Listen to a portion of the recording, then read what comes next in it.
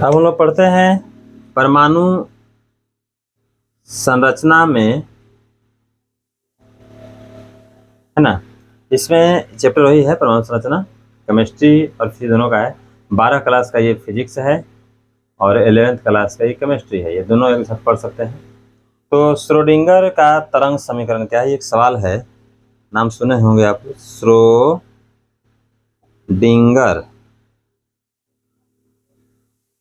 की तरंग समीकरण क्या है, यही मतलब इस क्वेश्चन है। इसको हम लोग तरंग फलन के नाम से भी जानते हैं। तो डी ब्रोगली, इसमें खास करके डी ब्रोगली के सिद्धांत को ही इसमें यूज किया गया है। तो इनका पूरा नाम है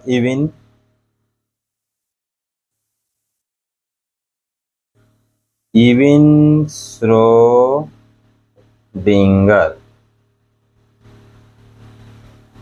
1926 ईस्वी में एक जो है सिद्धांत दिए थे। तो उन्होंने देखा था कि एक इलेक्ट्रॉन तरंग के साथ व्यवहार है ना करता है। तो इलेक्ट्रॉन के बारे में बात बोले थे। इलेक्ट्रॉन के तरंग, इलेक्ट्रॉन के तरंग का व्यवहार उसके निर्देशांकों x, y और z के सापेक्ष फलन के आधार पर परिभाषित करने का प्रयास किए। सफल भी रहा, प्रयास किए। इलेक्ट्रॉन जैसे ये x है, y है, z है। ये x हुआ, ये y हो गया, ये z हो गया।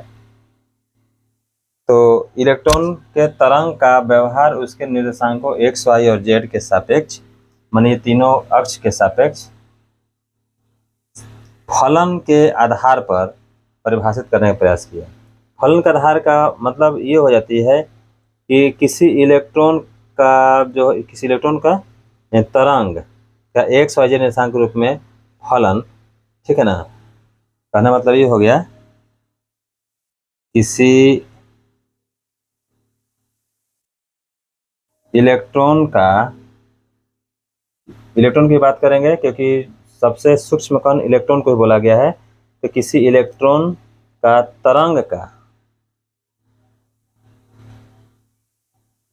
x, y और z, ये तीनों निर्देशांक दिखाई दे रहा है। निर्देशांकों के रूप में फलन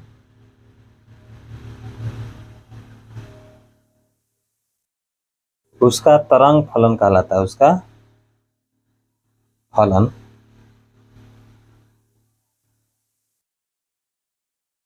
तरंग फलन को हम लोग साई बोलते हैं। इसे तरंग फलन कहलाता है, ठीक है ना। तो अब यहाँ बात समझ रहे हैं कि श्रोडिंगर का जो तरंग समीकरण है, थोड़ा सा विस्तार से समझ लेते हैं, अन्यथा आगे दिक्कत होगी। इनका पूरा नाम है इविन श्रोडिंगर, इसलिए ये इस पर नाम पर ज़्यादा नहीं जाना है, ये नाम ही है ना। ऐसा कुछ अर्थ नहीं रख रहा है इस पर।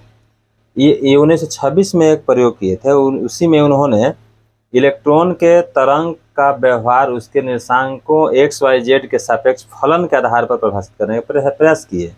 तो प्रयास करने का मतलब ये हो गई कि इलेक्ट्रॉन जो भी था, उस इलेक्ट्रॉन का तरंग था। तो तरंग जो भी था, उस तरंग का x, y और z निर्देशांकों के रूप में जो फलन दिए, वही फलन उसका तरंग फलन, ये साई कहलाता है। इसको हम संकेत को साई बोलते हैं। इसका पिछले वीडियो में हम इस सब संकेत के बारे में बता दिए हैं, है ना, साई बोले।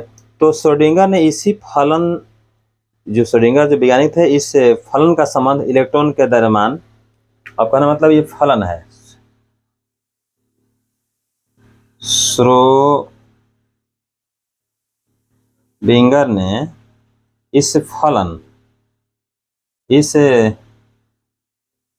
तरंग फलन मतलब इस फलन में तरंग फलन, इस फलन मतलब तरंग फलन का संबंध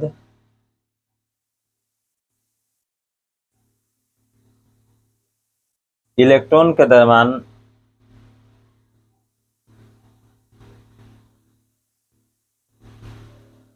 m और इसकी ऊर्जा माने इलेक्ट्रॉन की ऊर्जा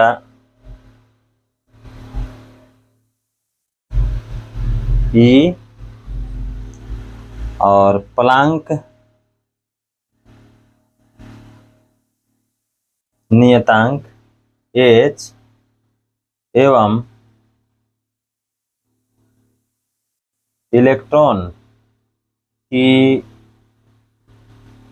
नाभिक के सापेक्ष स्थितिज ऊर्जा U से स्थापित किए, ठीक ना। मतलब श्रोडिंगर ने इस तरंग फलन का संबंध इलेक्ट्रॉन के द्रव्यमान m, इलेक्ट्रॉन की ऊर्जा E और प्लांक नियतांक H और इलेक्ट्रॉन की नाभिक के सापेक्ष स्थितिज ऊर्जा U, ये U है, से स्थापित किए, जिसे हम श्रोडिंगर का तरंग समीकरण कहते हैं। ऐसे याद करना होगा कि कोई भी इलेक्ट्रॉन होगा तो उसमें तरंग फलन जरूर होगा। ये सब जितना भी चीज़ें हैं ये सारा चीज़ है ना, इसको विशेष रूप से दिया गया है, लेकिन इसमें मेन रूप से इतना हम लिख सकते हैं। श्रोडिंगर ने तरंग फलन का संबंध इलेक्ट्रॉन के द्रव्यमान m, इलेक्ट्रॉन की ऊर्जा E, प्लांक नियतांक H और इलेक्ट्रॉन की नाभिक के सापेक्ष, इलेक्ट्रॉन में नाभिक होता है तो उसके इलेक्ट्रॉन की माने इलेक्ट्रॉन नाभिक नहीं, नाभिक चाहे तो इलेक्ट्रॉन होता है, तो इलेक्ट्रॉन की नाभिक के सापेक्ष स्थितिज ऊर्जा, नाभिक से कितना दूरी पर है, तो दूरी पर रहने से उसकी स्थिति जब बरकरार रहती है, तो वह जो स्थितिज ऊर्जा U से स्थापित किया वह संबंध, तो वही संबंध को हम लोग यहाँ पर समीकरण मैथमेटिकल जब ढंग से प्रयोग करेंगे तो उसका नाम समीकरण हो जाता है। तो समीकरण कैसा होगा, ये समीकरण ऐसे होता है, ये हो गया स्क्वायर साई, ये x के सापेक्ष है, डेल्टा है x स्क्वायर प्लस स्क्वायर और यहाँ पर डेल्टा y स्क्वायर हो जाएगा प्लस डेल्टा स्क्वायर साई, ये डेल्टा z का स्क्वायर हो जाएगा, x y z स्क्वायर हो गया, 8 पाई स्क्वायर m और E माइनस U बटा हो जाता है h स्क्वायर और यहाँ पर लिखेंगे साई और अंत में 0। ये जो समीकरण है ना, श्रोडिंगर मुख्य रूप से इसी समीकरण को दिए थे, है ना। ये देखिए x y और z यहाँ लिखा गया था। इविन श्रोडिंगर 1926 में जब साल रही है, तो इस साल में इलेक्ट्रॉन के तरंग का व्यवहार उसके निर्देशांकों x y z के सापेक्ष मतलब देखिए x है, y है और z है, इसके सापेक्ष है ना फलन के आधार पर परिभाषित किया, और वह प्रयास में ये बताया कि किसी इलेक्ट्रॉन का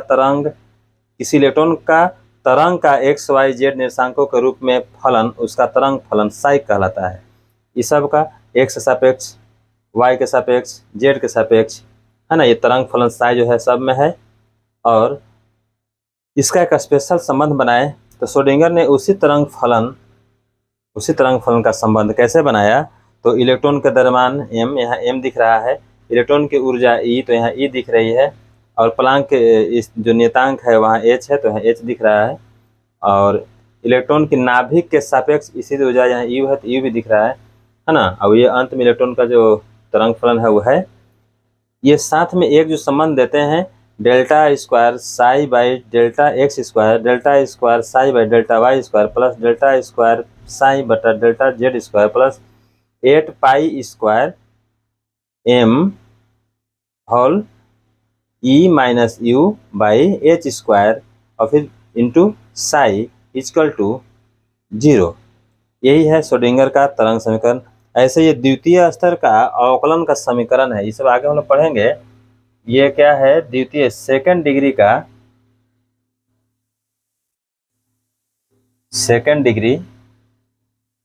का डिफरेंशियल इक्वेशन है। मैथ हम लोग पढ़ेंगे, ठीक है ना। यही है समीकरण है जो तरंग फलन के जो साई है ना उसके सापेक्ष स्थापित की गई है। इस समीकरण का हल किसी इलेक्ट्रॉन की ऊर्जा का मान उसके तरंग फलन के संदर्भ में दर्शाता है। फिर समझ लेना होगा कि इस समीकरण जो ये समीकरण है, इस समीकरण का जो हल है, ठीक है ना, किसी इलेक्ट्रॉन की ऊर्जा का मान, इलेक्ट्रॉन में ऊर्जा होती है तो इलेक्ट्रॉन की ऊर्जा का मान उसके तरंग फलन के संदर्भ में दर्शाता है। अर्थात किसी इलेक्ट्रॉन की ऊर्जा E से संबंधित तरंग फलन के मान को ईगन मान, ठीक है, और ईगन फलन कहते हैं। इन समझ लेते हैं। किसी इलेक्ट्रॉन की ऊर्जा E से संबंधित तरंग फलन के मान को, किसी इलेक्ट्रॉन की ऊर्जा E से संबंधित तरंग फलन के मान को ईगन मान और ईगन फलन कहते हैं। हम इसमें खास करके यही कहने जा रहे हैं कि हम लोग जो तरंग के बारे में हम लोग जाने, कण के बारे में जाने, उसमें डी ब्रोगली का जो सिद्धांत था उसी सिद्धांत के आधार पर इसको निर्देशांकों के रूप में श्रोडिंगर नामक वैज्ञानिक ने स्थापित किए, ठीक है ना। और वही स्थापना ये जो समीकरण में बदला, यही समीकरण हमारा श्रोडिंगर का समीकरण कहलाया।